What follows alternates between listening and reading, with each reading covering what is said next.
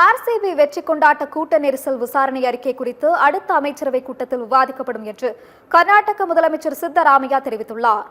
IPL 2025 சீசனில் RCB அணி பஞ்சாப் கிங்ஸை வீழ்த்தி முதன்முறையாக சாம்பியன் பட்டம் வென்றது. 18 ஆண்டுகளுக்கு பிறகு கோப்பையை வென்றதால் வெற்றி கொண்டாட்ட விழா நடத்தப்பட்டது. கடந்த மாதம் 4ஆம் தேதி வெற்றி கொண்டாட்ட விழாவில் கலந்து கொள்ள லட்சக்கணக்கான ரசிகர்கள் பெங்களூரு சின்னசாமி மைதானம் முன் திரண்டனர். அப்போது கூட்ட நெரிசல் ஏற்பட்டு 11 பேர் உயிரிழந்தனர். கூட்ட நெரிசல் தொடர்பாக விசாரிப்பதற்காக அமைக்கப்பட்ட ஓய்வு பெற்ற நீதிபதி ஜான் மைக்கேல் குன்ஹா தலைமையிலான குழு கடந்த 11ஆம் தேதி விசாரணை அறிக்கையை தாக்கல் செய்தது. இந்த அறிக்கை நேற்று நடைபெற்ற கர்நாடக மாநில அமைச்சரவை கூட்டத்தில் முன்வைக்கப்பட்டது.